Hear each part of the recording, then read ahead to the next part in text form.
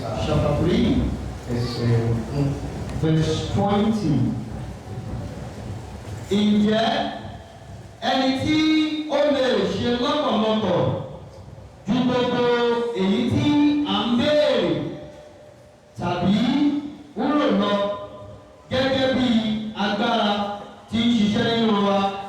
Now unto him that is able to do exceeding abundantly above all that we ask or think, according to the power that worketh in us. Hallelujah. Hallelujah. Mo fẹ́ kí a mọ̀ wípé Ọlọ́run fún wa. We also know there is a God Tí ó lè ṣe bí a ti ń béèrè àbí èyí tí a ń lò. that can do exceeding beyond what we are asking or thinking. Ohun àkọ́kọ́ òun wípé gbogbo wa ẹ jẹ́ kí ìgbàgbọ́ wa kí ó wà lára Jésù. One thing we must first do, every one of us, let our faith be unto Jesus. Ẹ jẹ́ kí ìgbàgbọ́ wa kí ó wà lára Ọlọ́run. Let our faith be unto God. Ọlọ́run ló máa ń dá àrà nínú ayé ènìyàn. It is God who wrought wonders in the life of an individual. Ọlọ́run ló máa ń yí ayé ènìyàn It is padà. God who transforms one's life. Ọlọ́run lè lo wòlíì fún ènìyàn. God can use prophet for an individual. Ọlọ́run tẹ̀lé lo olùṣọ́àgùn fún ènìyàn. God can use pastor for someone. Ìrètí tí Olúwa fi gbé àwọn wòlíì àti àwọn olùṣọ́àgùn tó ń gbé orúkọ ní láti jẹ́ olùrànlọ́wọ́ láti mú kí ìgbàgbọ́ àwọn ènìyàn kó lè nínú Ọlọ́run. The reason why God established the prophets and the ministers of God is to make the faith of people so strong in the Lord. Ọlọ́run máa ń dáwọ́ lé àwọn ìránṣẹ́ rẹ̀ God, láti mọ títóbi agbára Ọlọ́run. God will lay his hand on his servant to behold the mightiness of God Àti láti jẹ́ gẹ́gẹ́ bí olùgbé agbára Ọlọ́run tó bẹ̀gẹ̀ tó wípé àwọn ènìyàn lè rí Ọlọ́run nípasẹ̀ wọn. to be the carrier, the power carrier of God, so that people can see God through them. Ẹ má jẹ́ kí a gbé ìgbàgbọ́ wa lórí ènìyàn. Don't let us base our faith on human beings. Ẹ jẹ́ kí ìgbàgbọ́ wa pé wà ní ara Ọlọ́run. Let our faith be unto God. Gbogbo wa ẹgbọ́ eléyìí. Everyone, please listen to this. Kò sí ohun tí Ọlọ́run ò lè ṣe nínú ayé. There is nothing God cannot do in your life. Kò sí ìṣòro tí Ọlọ́run lè mú kúrò. There is no problem that God cannot take away. Kò sí ohun tí Ọlọ́run lè ṣe. There is no battle God cannot conquer. Ọlọ́run kan wà tó jẹ́ wípé ó lè ṣe ju bí mo ṣe lè gbàdúrà lọ. There is a God who can do beyond how I can pray. Ọlọ́run kan wà tó jẹ́ wípé kẹ́ ẹ tó ro nǹkan nínú ọkàn yín, Ọlọ́run kan wà tó mọ̀ ọ́. There is a God, even before you think something in your heart, He knew it. Now, ohun tí mo sọ fún wa ni wípé What I'm trying to tell us, gẹ́gẹ́ bí ènìyàn kò sóhun tí mo lè ṣe láìsí Ọlọ́run. as a human being, there is nothing I can do without God. Ọlọ́run lè lò wá fún yín. God can use us for you, Ṣùgbọ́n ẹni tó ń ṣe iṣẹ́ gangan òun ni but Ọlọ́run. the one who worketh indeed is God. Òní tí a bá ṣe nílé mi yẹn, gẹ́gẹ́ bí agbára tó ṣe kíni o. And God can worketh in us. Hallelujah. Hallelujah. So láàárọ̀ yìí, mo fẹ́ kí ìgbàgbọ́ wa kó wà nínú Ọlọ́run. I want us, our faith to be in God. Ẹ má jẹ́ ká fi ìgbàgbọ́ wa sínú ènìyàn. Don't let us place or beg our place on man. Ẹ jẹ́ kí á ohun àkọ́kọ́ gẹ́gẹ́ bí olórí Dáfídì, ó ti fi Olúwa ka iwájú mi ní ìgbà gbogbo. The first thing, according to that psalmist, he said, I place God before me every time. Oníṣàbá wẹsẹ̀ nílé ìyẹn, ó ní jẹ́ ẹni tí ó lè ṣe. What man can do, Mo sọ pé díẹ̀. he doesn't say little. Lọ́pọ̀lọpọ̀. That I do exceedingly abundant. Náà, ó tún fẹ́ káàkiri ní wípé This is what I want us to know. kò sí bí orílẹ̀-èdè Nàìjíríà fi lè bí lóru àkókò délé. No way that no point that this country can get to this time. Ọlọ́run kan wà tó jẹ́ wípé láàánú ọ̀pọ̀ ènìyàn. There He is one can God. single you out for miracle. There is one God among the multitude. Ó lè yọ jáde fún ìyanu. Hallelujah somebody. Hallelujah. Àwọn mélòó la mọ ìtàn Bátíméò ní Bíbélì? How many of us know the story of Àwọn tá a mọ̀ Matthew? ìtàn Bátíméò yẹn lọ́ba kan wá sókè. You know the story of Matthew in the Bible. Mo mọ ìtàn Bátímẹ́ù. You know the story of Bartimaeus in the Bible. Àwọn ọmọ tí mi ò rí bẹ́ẹ̀ wọ́n lókè o. I didn't see hands up. Tó túmọ̀ sí wípé àwọn ọmọ ìtàn Bátímẹ́ù ò ní bí ó But lọ. that means we don't know the story of Bartimaeus. Àwọn tá a mọ ìtàn Bátímẹ́ù ẹ̀jẹ̀ kan lọ́wọ́ sókè. If you know the story of Bartimaeus, signify. Mo fẹ́ ka yọ ọwọ́ tó wà lókè. I want to count the hands. 1, 2, 3, 4, 5, 6, 7, 8, 9, 10, 11, 12.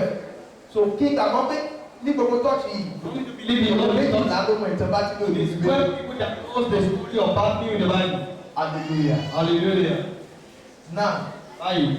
Bátímẹ́ù láàárín ọ̀pọ̀lọpọ̀ ènìyàn. Bartimaeus among the multitude.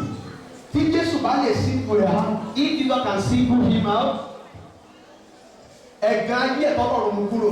then God took away the approach of his life. Kò sóhun tí Ọlọ́run kò lè ṣe. There's nothing God cannot do. Ṣé rí àkókò yẹn? Ẹ̀mọ́ tó jẹ́ kọ́ Ọlọ́run kó ṣiṣẹ́ nínú ayé Bátímẹ́ù. You know what? Share, Made bro. God to work in the life of Bartimaeus. Ó gbé ojú kúrò lára ènìyàn. He took his eye off man Ó wo Jésù. and he was looking up to Jesus. Wọ́n máa ń kọrin kan pé ìgbàgbọ́ ní wo ìwọ ọjọ́ kúta.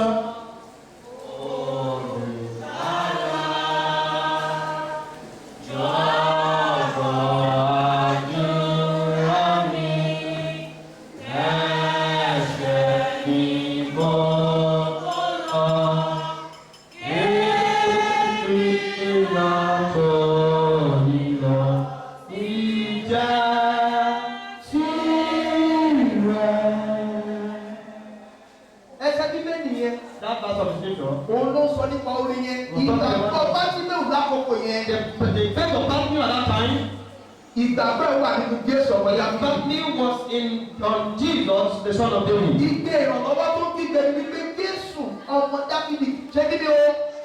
The cry of heaven was asking him, Jesus, the son of David, do what? Have mercy on me. Ìbéèrè mo fẹ́ béèrè lọ́wọ́ yìí ni The wípé question I want to ask you is this. Jésù ṣàánú fún àbíkò Did ṣàánú. Jesus have mercy on him or not? Ìfọ́jú ẹ̀ ó mú kúrò tàbí kò mú kúrò. Did he took away his blindness or not? Ayé Bátímẹ́ù yí padà àbí kò yí padà. Did his life transform or not? Torí wípé Thus, lákòókò yẹn at point in time, Bátímẹ́ù gbé ojú kúrò lára ènìyàn. Bartimaeus took his eye off man. Òun ló jẹ́ wípé lórí òkè yìí ẹni àkọ́kọ́ tá a fẹ́ ká máa rí lórí òkè yìí orí ta ni o. That's why on this mountain, the first person we wanted to be seen on this mountain is what? It's Jesus. Mo ní kó sọ fún wa wípé à ń jáde àkókò jókòó sí nígbà yìí. Either I'm sitting down here Àbí mi ò jókòó sí nígbà or yìí. I am not sitting down here. There is a God here who can answer to your situation. Ọlọ́run tó lè dáhùn sí ọ̀rọ̀ rẹ. There is a God that can answer your prayer. Ọlọ́run wà tó lè dáhùn àdúrà rẹ.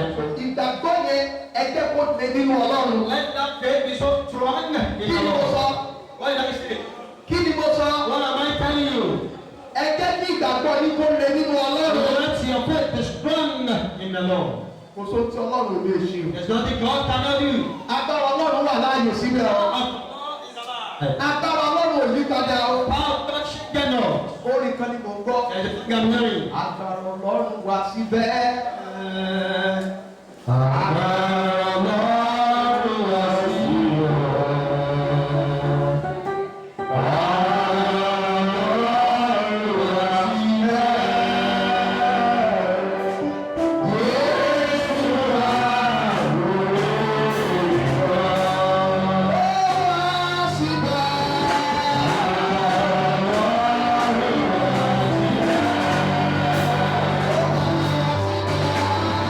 Ó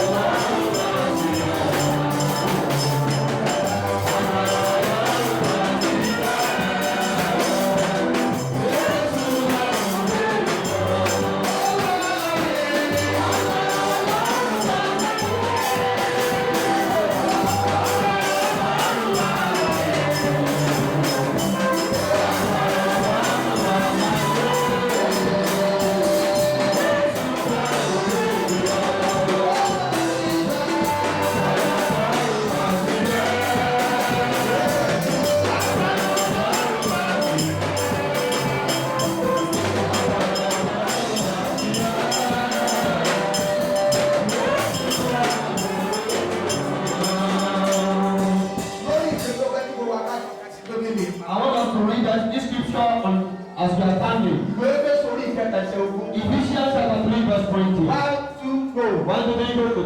Ìjẹ́ ẹni tí ó ọ̀pọ̀lọpọ̀ ìdúró èyí tí a ń bẹ̀rẹ̀ tàbí tí a ń rò wọ́n gẹ́gẹ́ bí ara.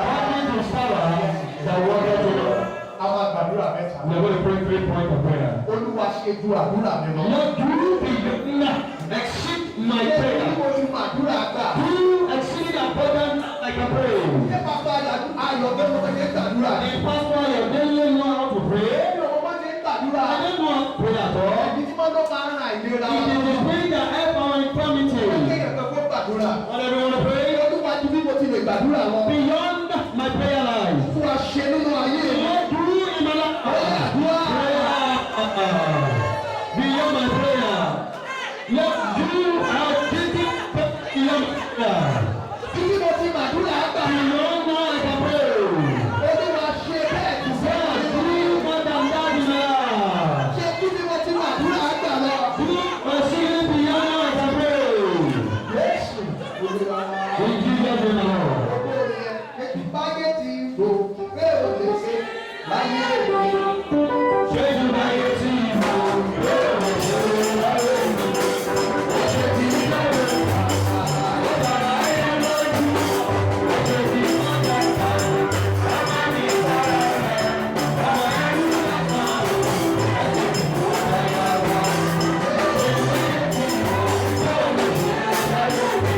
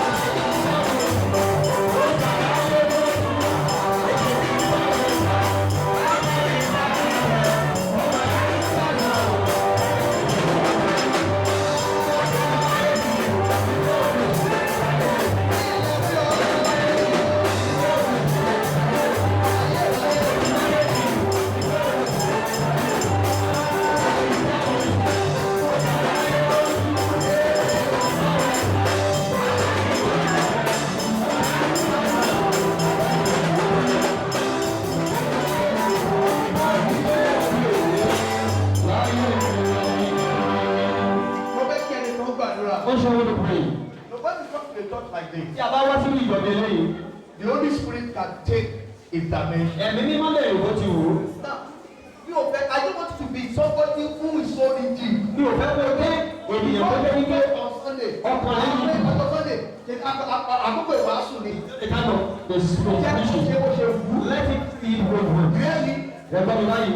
ìwọ náà yọ̀ dára ẹ̀ fún. You just surrender yourself for me. Hallelujah. Hallelujah. Wọ́n lé lómi ìbẹ̀rẹ̀ pé wà fún ìdílé pé As I'm really so principle, ṣé bá ń gbàdúrà lákòókò ìwàásù ìbínú jáde. if you are praying at the time to preach, then you can go out. We are in the thought of the Holy Spirit. Our need don't hear the name. Ṣé mo gbàdúrà? I want you to pray. Ọlọ́run ayé ṣe òrí kò lè ṣe. Beyond what I want, what you can do. Olúwa ṣe nínú ayé mi. More than that in my life. Àbúrò ṣe òrí kò lè ṣe. More than my prayer, my excellent one. Lọ́kọ̀ mi ṣe rò pé o lè ṣe. All my husband thought you can do. Olúwa kọ́ máa ọ̀rọ̀ ní àgọ́ aráyé lójú. The people will be attending Kí to ẹ̀kọ́ God. ayé mi á tẹ̀rẹ̀. More than my life, but my Kí spirit ìgbà mi á tẹ̀dí ayẹyẹ. More than my report will not Kí go. máa ṣe jù bẹ́ẹ̀ láyé mi. Beyond that in my life. Kí òmìnir tó gbàdúrà. Ọlọ́run ṣe jù báyé tẹ̀rẹ̀ wọ́n lè rí. Beyond what I want, what you can do. Ayé mi. In my own life. Kí ayé tẹ̀rẹ̀ kọ́ lè rí. That was what you can do. Kí ayé tẹ̀rẹ̀ kọ́ lè rí.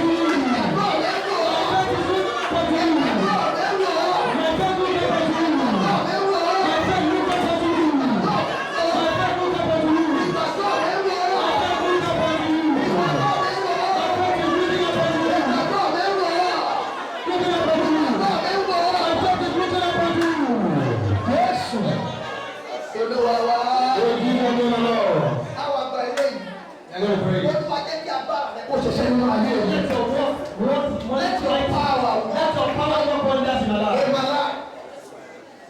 Agbára Ọlọ́run máa ṣiṣẹ́ nínú ayé mi. The power of God work wonders in one's life. Mo fẹ́ kẹ́ ìkó gbígbé. I want someone to cry aloud. Ó máa jẹ́ kí agbára rẹ̀ ṣiṣẹ́ nínú Oh, ayé let mi. your power work wonders in my life. Agbára ìyanu rẹ̀. The power of your miracle. Jẹ́ kó ṣiṣẹ́ nínú ayé mi. Let it work in my life. Ó yẹ kó ló ń gbàgbọ́.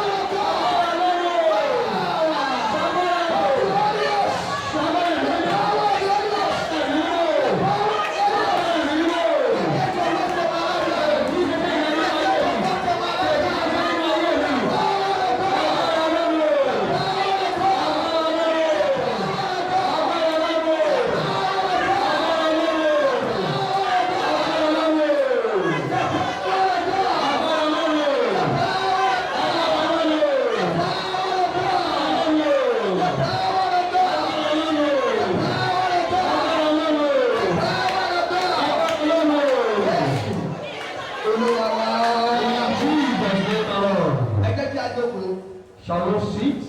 Mo ní láti wo àkòrí tá a kò láàárọ̀ yìí gẹ́gẹ́ bí àkọsílẹ̀ tó dàbí ní pé òyìnbó yẹn lágbára díẹ̀.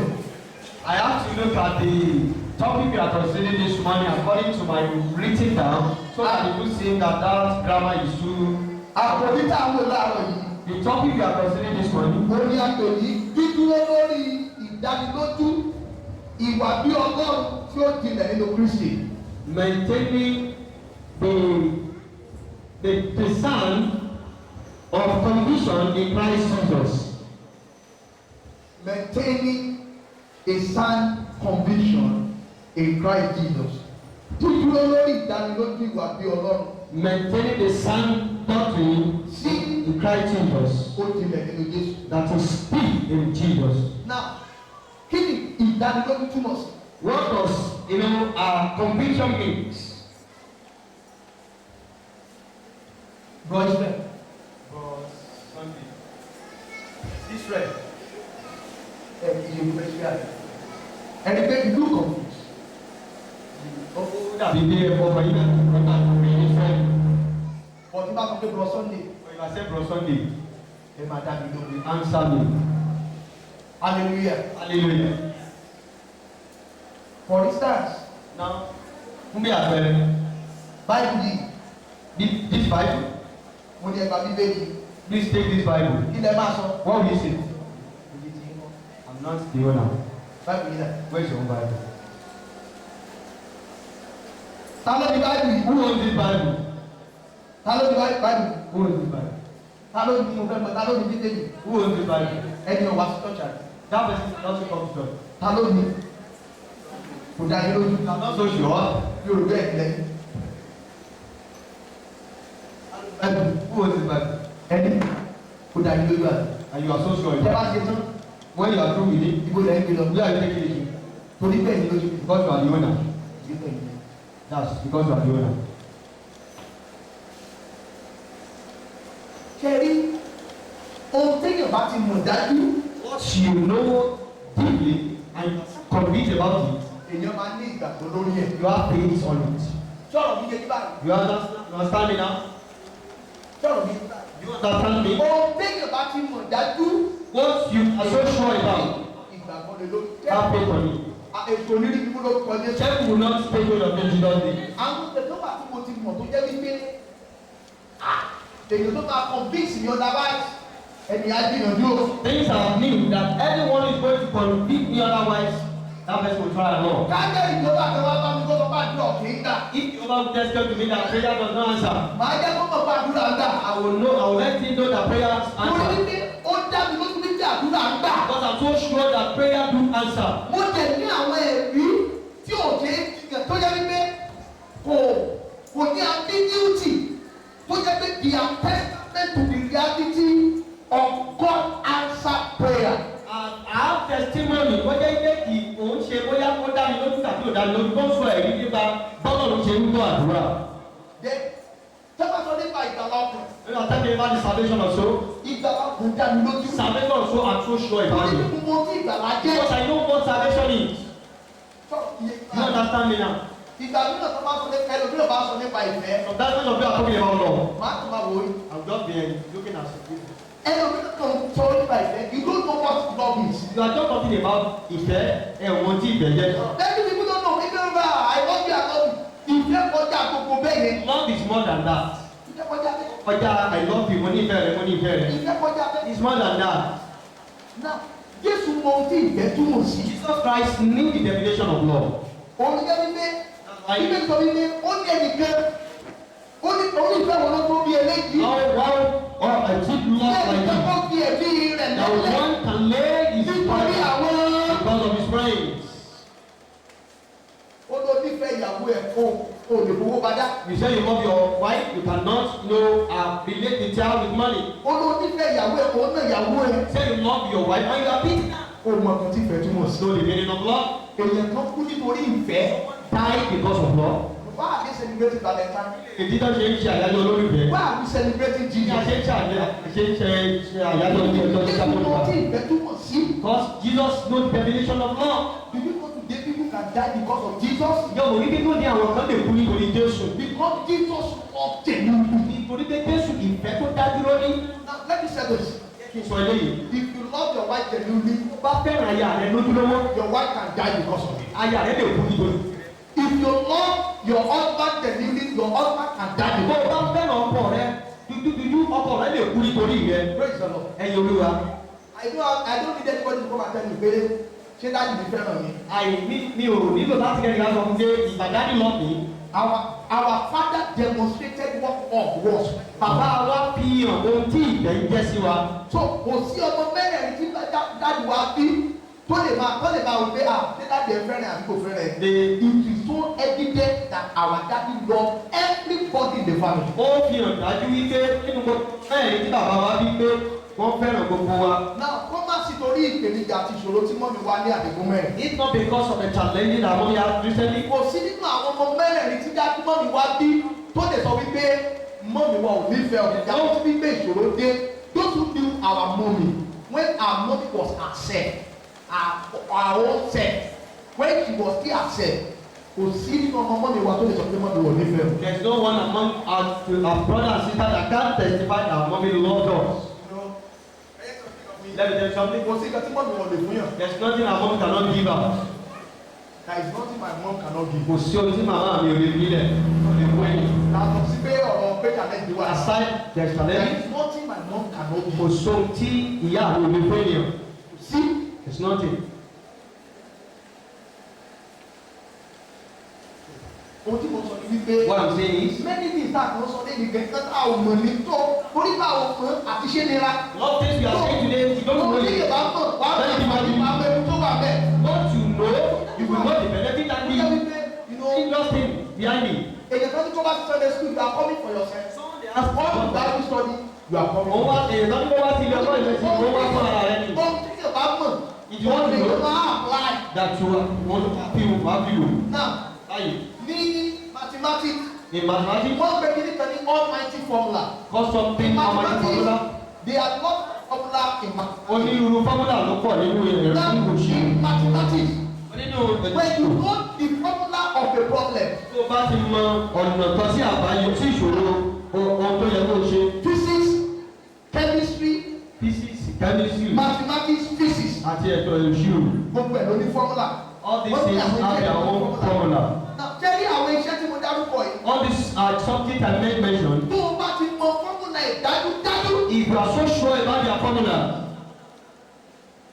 wàá sọ̀rọ̀ iṣẹ́ yẹn láì ní stress. you will solve them without any stress. Bọ́ èèyàn tó mọ̀ wí tó o bá ti mọ formula kan ní mathematics, If you don't know what formula in wàá mathematics, sọ̀rọ̀ ní mathematics. you need to struggle in mathematics. So mathematics is simple for those who know mathematical formula. Ìwé ẹ̀tọ́ ìṣirò yìí ó rọrùn fún àwọn tó mọ ọ̀nà láti ṣe ìṣirò dáadáa. Àwọn tó mọ mathematics dáadáa tó máa ń solve problem, wọ́n á máa rẹ́rìn-ín. They can solve a problem within short time. The mathematician will just be Because they know the like formula. torí pé wọ́n mọ ohun tó yẹ kó ṣe. Ó dá wọn lójú. They are so sure about it. Àti ló mú àwọn ọ̀rẹ́ kan tó fẹ́ fẹ́ gbé mathematics lọ sọ́dọ̀ wọn. I have some friends Wọ́n á who kàn are mathematicians. wọ́n yẹ̀ yẹ iṣẹ́ They yẹn. will just know, Wọ́n yẹ̀ yẹ they will because disgrace that wọ́n mọ formula kan fi apply ní mathematics. because they know the formula to apply in mathematics. This is in Christianity. Nínú ìgbàgbọ́, Àwọn kẹ̀kẹ́ wà tó yẹ ká mọ̀ nínú there are some ọlọ́run. things you have to know in God. Kì í ṣe àwọn tí mo lè sọ nínú wàásù kan There láàárọ̀. is nothing that is, I can't say it all in the preaching this Gẹ́gẹ́ morning. bí ọmọ ìjọ Glapen. As a Glapen member, Number one, ohun àkọ́kọ́, o kọ́kọ́ gbọ́dọ̀ mọ ọlọ́run ẹ̀ must gẹ́gẹ́. know your God. Everybody kí ni mo sọ? Gbogbo ènìyàn, what did I say? Kí ni mo sọ? What did I say? Ìwọ tó o bá ti mọ ọlọ́run tó o sìn. If you don't know the Ìwọ God you tó are o serving, ní èké máa rọrùn. to fall into the hand of false prophet is very cheap. To fall into the hand of a pastor will be very easy. Láti bọ́ sí ọwọ́ àwọn pásítọ̀ èké, ó máa rọrùn. Listen to me. Láti bọ́ sí ọwọ́ 419, ó rọrùn. To fall into the hand of someone is very easy. Ṣé ẹ̀gbọ́n mi báyìí? You listen to me now. That is why the prophet must know. Ohun àkọ́kọ́ tó gbọ́dọ̀ mọ̀, You must know God. o gbọ́dọ̀ mọ Ọlọ́run. Kí ni mo sọ? What did I say? Ṣé bí èèyàn tó bá ti mọ ọlọ́run? Ẹni àwọn ohun ló gbọ́. Àti mọ àwọn nǹkan tó ní láti mọ̀, ó máa rọrùn. To know that people Orí will wípé easy. ẹ̀mí ló máa fi kọ́ ọ. God only speak with teach you. Everybody, tó bá ní ẹ̀mí méjì ní kẹ́lẹ́ kò fi lè sọ la. If you think part of vision I can push with this one, I don't mind. me o. Ẹ yẹ ká bọ̀ ẹsẹ̀ bíbélì yìí. Let's pass on the scripture. Gbogbo ènìyàn, ẹjọ́, adékọ̀tẹ́ bí wọ́n ti sùn. Mi ò fẹ́ ẹni ó sùn. Please start being very calm and down. I want to point at something this morning. Mo ń ṣe kẹta láàárọ̀ yìí. I can even preach in English because of that. Mo lè wàásù ní èdè Gẹ̀ẹ́sì nítorí tiẹ̀. What I want to point at this. Ẹ jẹ́ ká wo Galatia chapter 1. Ìwé Galatia. Ìwé Galatia orí ìkíni ẹsẹ̀ kẹjọ. Galatia àwọn bẹ̀sẹ̀ orí ìkíni ẹsẹ̀ kẹjọ. Galatia fail. Ìwé Galatia orí ìkíni ẹsẹ̀ kẹjọ. Galatia chapter 1 verse 8. Mo fẹ́ kí a di ẹsẹ̀ bíbélì yìí mú. I want us to go to this part of the scripture. Ìwé Galatia orí ìkíni ẹsẹ̀ kẹjọ. Galatia chapter 1 verse 8. Yes, sir. Ṣùgbọ́n bí ó ṣe àwa tàbí áńgẹ́lì kan láti ọ̀run wá, ó wá wàásù ìkẹtẹ̀ mìíràn fún yín. Ju èyí tí a ti wàásù fún yín lọ. Títí la, Pọ́ọ̀lù, wọ́n dá Pọ́ọ̀lù lójú wípé wọ́n ní ọ̀rọ̀ náà. Ó yẹ sọ pé wọ́n ti ó ní ó yẹ fún ìtẹ́wọ́gbà. Bí Kristi kúkú ẹlẹ́ṣẹ̀, èyí tí èyí lè kí ni ó. Which are part of them Tí wọ́n ṣe pàtàkì. are very important. Listen to this. Ẹgbẹ́ ìlú. Jẹ́rí àwọn ìwàásù kan wà nínú bíbélì. There are some preaching in the scripture. Ó yẹ kí ènìyàn màdájú tó yẹ kí One must know. anybody wá bá ẹ tó bá wá wàásù òmíràn. Pọ́ọ̀lù wa sọ wípé ó ní bó tilẹ̀ jẹ́ àwa gan tá a wàásù ẹ̀ fún yín. We that we are preaching to you. Orí pé eléyìí tá a wà yẹn ó dá wa lójú. What we We do are is not sure. convinced about it. Ó dá wa lójú. Ó ní tó bá jẹ́ pé àwọn lọ́wọ́ jù ọ́. If we Táwọn know orí àmọ́ we ó say dá wa fi òrí bẹ́ẹ̀ mọ́. what you are preaching is not true. Ó jọ wípé ó ní jẹ́ kí ẹni náà kí ó jẹ́ ní ìdíbí. Let it be accused. Ó ní kì í ṣe àwa gan. Not we. Bí áńgẹ́lì, hallelujah o. Hallelujah. Bí ènìyàn bá lè sọ pé ibù tó bá jẹ́ bí áńgẹ́lì ló wá. If one can say it is Wọ́n á not sọ yet at ọ́ túbọ̀ all. sí mi. It means Ohun tí Pọ́ọ̀lù sọ ta lójú. Paul was convinced about what he was saying. Ìbéèrè àkọ́kọ́ tó fẹ́ bẹ̀rẹ̀ ní The gbẹ́gbẹ́. first question I want to ask is, How are you sure that your name is written in the book of life? báwo ló ṣe dá ọ lójú tó wípé orúkọ rẹ sínú ìwé yìí? How are you sure that you are born again? Ìjọ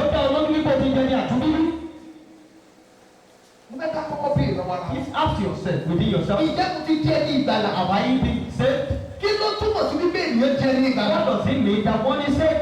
Ìjẹ́ Jésù tilẹ̀ ń gbé inú mi Is gẹ́. Jesus living in me at all? Ìjẹ́ wà Jésù Do I ayé have mi. the character of Jesus in me? Ìwọ bá lè sọ nínú gbogbo wípé mo dúpẹ́ lọ́wọ́ Ọlọ́run wípé nígbà kan ní mo jẹ́ ẹlẹ́ṣẹ̀, mo ń ṣe àgbèrè nígbà kan, mo máa ń jà nígbà kan, mo máa ń bínú nígbà kan, mo máa ń àwọn tí mo ń ṣe nígbà kan lẹ́yìn ṣùgbọ́n ó ní mi ò kì í ṣe é mọ́. Ó dá mi lójú pé nígbà kan rí mi nínú ayé mi pé ọjọ́ báyìí báyìí ni mo máa ń tó pàdé. That you can testify boldly that sometimes what I used to do, all those things I used to do, I do them no Láti more. wọ́n mi tẹ́ bá wọ́n ti tọ̀ tẹ́ bá ti ní ìdánilójú ìgbàlà wípé ọjọ́ olóko báyìí èmi náà fi ayé mi fún Jésù. Ó léwu o, ó léwu torí wípé ìpilẹ̀ṣẹ̀ ìgbàgbọ́ nínú Ọlọ́run òun ni ojúlówó ìgbàlà. Wípé a ti kọ orúkọ mi sínú ìwé ìyè. Ẹnikẹ́ni tó máa wálé ìjọsìn láì tí ì jẹ́ ní ìgbàlà ṣé gbogbo ẹ̀kọ́ ta lè máa kọ́ gbogbo ẹ̀ bí ìgbà tí ẹgbọ́n kan ṣe kiri wọ́n ń da omi sínú igbá sẹ́yìn igbá dání ó dàbí ìgbà tó ń da omi sínú asẹ́ ṣé ní gbogbo omi tẹ́ ẹ̀ ń dà yẹn gbogbo a máa jò gbogbo ìwàásù tó ń gbọ́ kò ní túmọ̀ it cannot produce the fruit of righteousness until genuinely Christ is in you bí Kristi bá ń gbé inú yín ẹ̀yin fún ara yín mọ̀ bí kò dẹ̀ bá lè gbé inú yín now Jésù gbé inú lé ibo nìjà ti wá.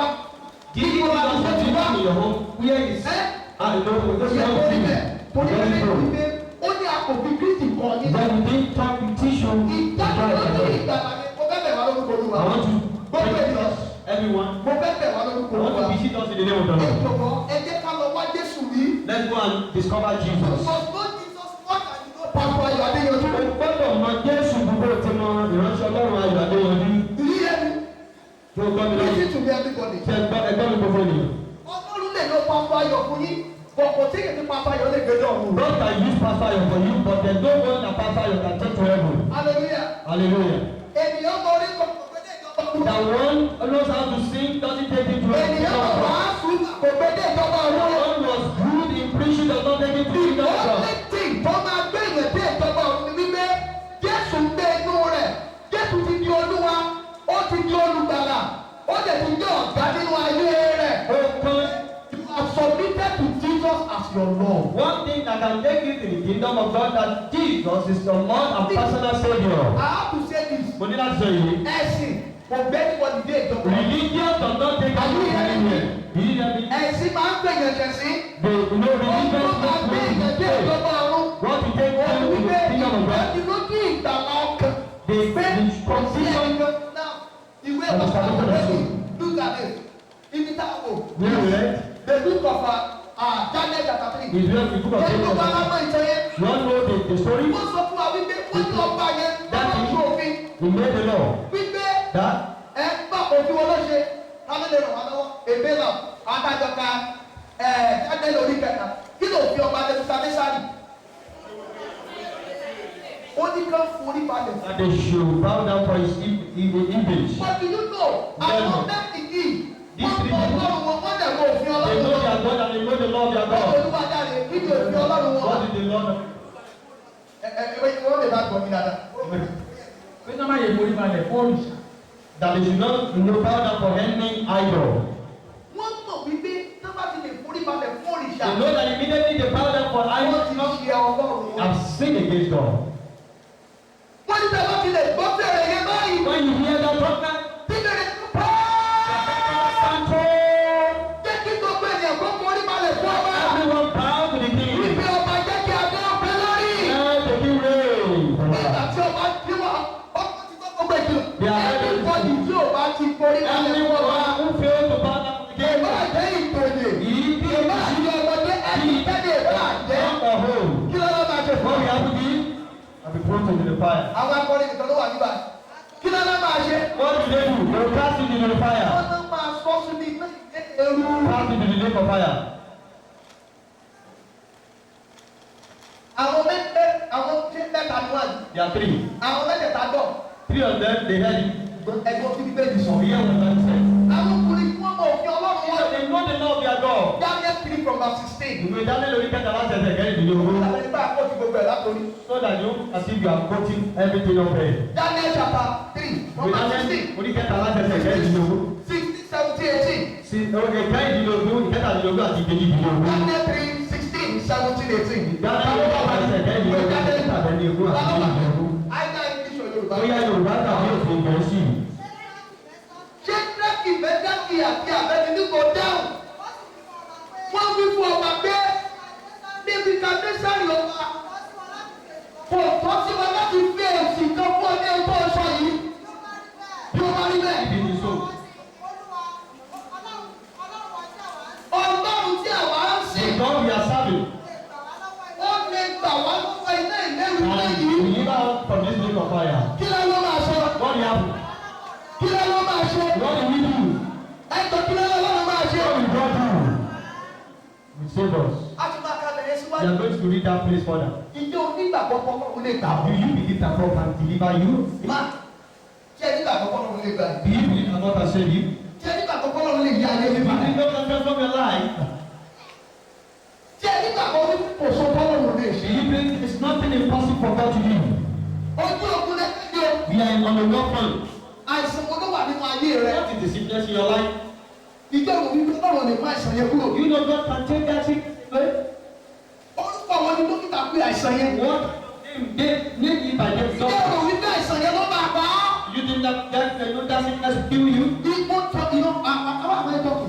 You know it's your sorrow. Ìjọ ọ̀rọ̀ pé òde lówó lọ́wọ́. You think you can't have money? Ọ̀rọ̀ pé ọ̀dà òde dín ńlá. You think your business cannot be done? Hallelujah. Hallelujah. Ṣé èrò pé ọ̀dà yẹn òde dín ńlá? You think that our business cannot There be is a done? God who can do it in your life. Ọ̀kan wà tó lè ṣe nínú ayé rẹ. Ọlọ́run kan wà tó lè gbàyàn lọ́wọ́ àìsàn. There is a God who can save one from Ọlọ́run sickness. kan wà tó lè gbàyàn lọ́wọ́ ẹ̀ṣẹ̀. Someone who can save one from sin. Náà ó kú wo lọ́wọ́lọ́wọ́ yìí. What is the battle you are engaged There is a God that can deliver you. Ọlọ́run kan wà tó lè gbà ọ́. Àwọn ọkùnrin yẹn wọ́n kọjú sí ọba. Someone dey face the king. Wọ́n ní ọba gbọ́. Oh king, you listen to Àwọn us. ọmọ Ọlọ́run tí à ń You sìn. know the God we serve. Ọlọ́run tí àwa gbàgbọ́. What we believe in, Ọlọ́run tí àwa mọ̀. God we know. Ó lè gbà wá. You can deliver us. Ọlọ́run á gba ìmíjẹ. God will deliver me.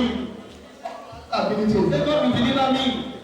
Torí mo ti gbàgbọ́ láti rí Olúwa ní ìgbà. I believe to see the goodness of the Lord in the land of the living. Hallelujah. Hallelujah. Mo gbàgbọ́ pé mi ò lè ṣubú nínú Jésù. I believe I cannot fall in Christ. Mo ti di Jésù ní Jésù ti dì mí. Because I have hold on to Jesus. Jesus has hold on to me. Mo gbàgbọ́ lè fojú gbọ́ nínú Jésù onímọ̀jú. I believe people can backslide, but in Jesus I cannot slide. Mo gbàgbọ́ wípé lórílẹ̀‐èdè Nàìjíríà ó máa dára fún mi. I believe in Nigeria it shall be better for Mo me. gbàgbọ́ pé lórílẹ̀‐èdè Nàìjíríà máa rí tèmi ṣe níbẹ̀. Oh, in this country I will have my Mo own. gbàgbọ́ pé ní orílẹ̀‐èdè Nàìjíríà mi náà máa di bẹ́ẹ̀. Oh, in this country I will Mo rise. tún àsọtẹ́lẹ̀ ẹ ó dìde. I prophesy you will Á rise. dára fún yín. It shall be well with you. Wọ́n ní àwọn gbàgbọ́ pé ó lè gbà wá. I believe he can deliver us. Ṣé èmo bẹ́ẹ̀ bẹ́ẹ̀ ti gbé? The question I'm about to ask Ó is, gbà wá àdúgbò gbà wá. will he be delivered or not? Ẹsẹ̀ tó tẹ̀lé wọ́n ní. The next verse. Wọ́n ní bí òjò wa ti gbà wá o. And if he didn't deliver Bí us, òjò ẹ̀ gbà wá. even if he didn't deliver us, A ti bí ìdúró wa. we have to stand. A ò ní fẹ́ẹ́ nígbà fún We òrìṣà are yẹn. not going to bow down by Mi idol. ò ní padà lẹ́yìn Jésù. I will not go back from Jesus. Mo ti mọ̀ náà iye yín náà. I know this way of God. Let us rise up on our Mo feet. ti mọ̀ náà iye yín náà. Rise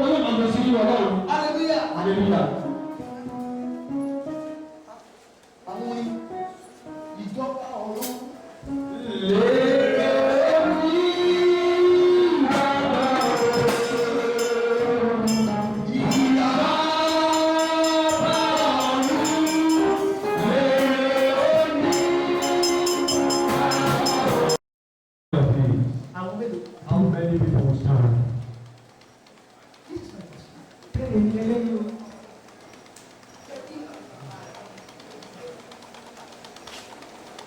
Ìjọba Ọlọ́run. The kingdom of God. The devil will use anything to stop you. Èṣù máa lo ohun láti dá ọ dúró. Bí ẹ bẹ́ẹ̀ anything, you use everything to stop you. Virtually ohun gbogbo lè ṣù yóò lò láti dá ọ dúró. Ìdánilójú rẹ̀ ló máa jẹ́ kó dúró lórí bíbélì wípé. It is Òfin bíbélì sọ̀lẹ̀lẹ̀. your conviction that made you to stand on the scripture. That is what the scripture say. Ẹjọ́ kò jẹ́ ká wọ́n ṣe bíbélì kan. How can we see so that we look at what Ìkejì Tìmọ́tì orí ìpínlẹ̀ ẹsẹ̀ ìkejìlá. Second Timothy chapter 1 verse 12. Ọdún Pọ́ọ̀lù tún sọ ní ìkejì Tìmọ́tì orí ìpínlẹ̀ ẹsẹ̀ ìkejìlá. Paul is saying in 1 Timothy chapter 1 verse 12. Tó bá dẹ́ ènìyàn lójú àti dissuade èèyàn àti discourage èèyàn ó máa ní nípa gbogbo. What one was so sure about, for someone to discourage you will be very difficult. Wọ́n kò gbọ́dọ̀ lọ́jọ́ bá sùn kan ló fẹ́ discourage ẹ̀ kò tí ì dánilójú ni. Military I want to discourage it. It has not had conviction about that for us. Yóò kọ́ fún ẹ̀rí ni ẹ̀yìn. That give us conviction. Ó máa dára fún gbogbo tó You bá must ask the Lord that you know it. tó bá wà legitimate wà á tún àfẹ́ That you do everything legitimate to make it alive. bẹ́ẹ̀ ni mo sọ. That's how it Mo ní is. kò mọ̀ wípé òun kò sí lọ́sùn. You cannot die in reverence. Ta ló bá wà ní táàmì tẹ lọ? Who is there? Yes. nítorí ìdí èyí tí èmi ṣe ń jìyà wọ̀nyí Ṣé pẹ̀lú. Second Timothy 1:12 lẹ́ka yẹn mọ̀? Second Timothy chapter 1 verse 12. nítorí ìdí èyí tí èmi ṣe ń jìyà wọ̀nyí pẹ̀lú. 2:12 1:12 mo gbé o. Torí okùnrin yẹn sọ wípé Ọpẹ́ lọ́wọ́ ẹni tí ó fún mi ní agbára àní bí òun. 1:12. nítorí ìdí èyí tí èmi ṣe ń jìyà wọ̀nyí pẹ̀lú. Aha. Àwọn ojú kò tì mí. Yes. nítorí èmi mọ ẹni tí èmi gbàgbọ́. Ẹ̀gbọ́n bẹ́ẹ̀ Listen to that. ó ní mò ń di ìyá àwọn nǹkan wọ̀nyí I am pẹ̀lú suffering these things nítorí kíni. because of what? Ó nítorí èmi mọ̀ kí ni ó. I know who I believe. Fún mi ní tí mo gbà. I know who I believe. Nothing can separate Kò me from him. sọ́kọ́dé ikú lọ́dọ̀ rẹ̀. Nothing can turn me back from him. Kò lè dánilá kó lọ́dọ̀ rẹ̀. Jẹ́ kí ètò ọjọ́ ògùn nílé àwọn náà tó bá. Àbúrò ìṣúrẹ́sì sọ́kì yẹn Jẹ́ kò kí lọ́dọ̀ ètò rẹ̀. nílé àkọ́rí Jésù àwọn náà tó bá. I can't suffer me because of Jesus Jẹ́ Christ. kí ètò ọ̀pá mi nítorí Jésù àwọn náà tó bá. Kill me because of Jesus mi ò lè padà sẹ́yìn. Ẹ máa túbọ̀ yẹn kà. Read that place again. nítorí ìdí èyí Nítorí díẹ̀ How do you resist? ṣe ń jìyà wọ̀nyí. èmi I kì í yá am sọ́wọ́ yìí suffering pẹ̀lú. this thing, but I am not ashamed. Ó ní ojú òtí mi. I am not ashamed. Hallelujah. Hallelujah. Nítorí èmi mẹ́ni tí mo Because I gbàgbọ́. know who I believe. Ó dá mi lójú I wípé can commit.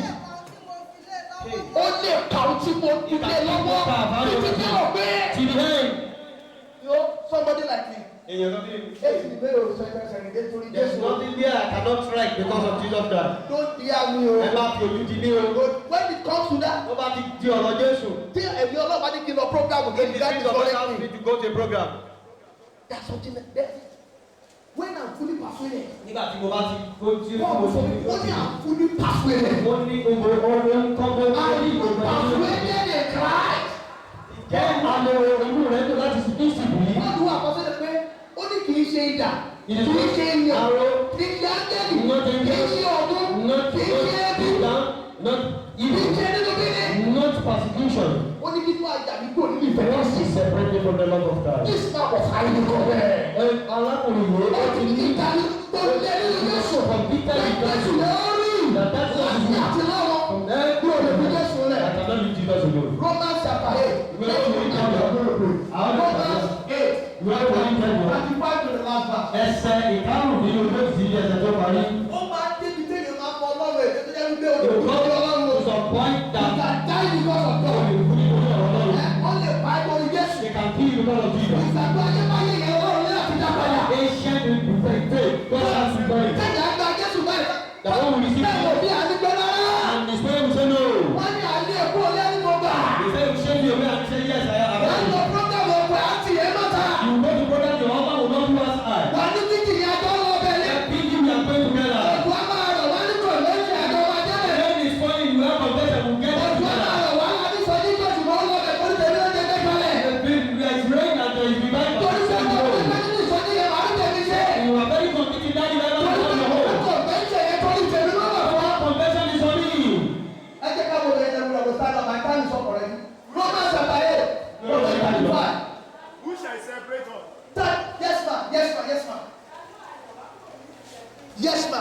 Separate us of the blood of Christ. Yes, ẹ jẹ́ máa pé òní túmọ̀ ẹ o. Bàbá yẹn kà bá àwọn àti ìyá mẹ́ta gbúdọ̀ Let's begin to follow it and they are free.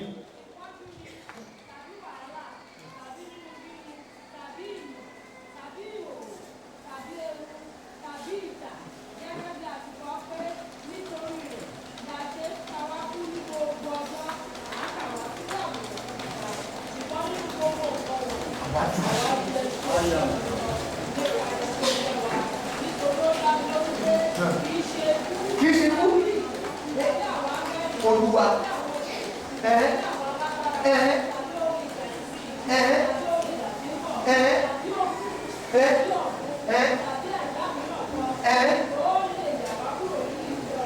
conviction yes ma ẹ jáde lórí ẹsẹ̀ wọn. Let us rise up. gbogbo ẹ jáde lórí ẹsẹ̀ wọn. Let us rise up and appease everyone. Everyone, let us rise up. olúwa mọ̀ ọ́ jìnlẹ̀jìnlẹ̀. Prayer I want to pray that God help me to know you deeply. mi ò tí mọ Ọlọ́run tó. I have not known God mo enough. sì ń nàgà nítorí pé ọwọ́ mi ò tí tẹ̀. I am still lingering so because I have mi ò not get tí it mọ done. Ọlọ́run. Ibo mo ti dé. Have I got it? I have not known God at Mi ò all. tí ì mọ Ọlọ́run rárá. Oh, I'm still in primary school. Mo ti wà ní ọmọ ilé ẹ̀rọ lákọ̀ọ́bẹ̀rẹ̀. Yes, that's the time when you máa lọ conference when you máa lọ sí. And you go to You máa fi láwọn tó jẹ́ wípé ó tún lóye ẹ̀kọ́ bíbélì. Where I see people who I are think who are learned there. Mo ti lọ akẹ́kọ̀ọ́ bẹ́ẹ̀. Ká gbàdúrà. To pray. Olúwa ìbí náà fẹ́ mọ̀ ọ́ jìnlẹ̀. Lord, I want to know you deeply. Paul sọ wípé kí ló wà ìdààmú kò ní What mọ̀. will separate me from Christ? Olúwa mo fẹ́ mọ̀ ọ́. Lord, I want to know you more. Èmi náà fẹ́ mọ̀ ọ́ jìnlẹ̀. I want to know you deeply. Olúwa mo fẹ́ mọ̀ ọ́. I want to know you. Ó ní kí èmi tó lè mọ̀ ọ́. Know him. Àti agbára àti ìgbẹ́rẹ̀. How of this resurrection? Bẹ́ẹ̀ ṣe gbàdúrà ní ìbẹ̀rẹ̀ fẹ́ kí mi. As you pray in the beginning, that's what you Ọlọ́run mo pray. fẹ́ mọ̀ ọ́. God, I want to know you. Jésù mo fẹ́ mọ̀ ọ́. Jesus, I want to know you. Jésù mo fẹ́ mọ̀ ọ́. Bible, I want to know you. Ọlọ́run mo fẹ́ mọ̀ God, ọ́. I want to know you. Ẹ̀mí mímọ́ mo fẹ́ mọ̀ ọ́. I want to know you. Jẹ́ kí ilé mọ̀ ọ́. I know you. Kí mọ̀ ọ́. I want to know you. Ilé mọ̀ ọ́. I want to know you. Oyè pẹ̀lú ọgbọ̀dúrà. Tẹ̀lé mọ̀ ọ́. That I may know you. Tẹ̀lé mọ̀ ọ́. That I may know you. That I may know you well. Holy Spirit, that I may know more of you.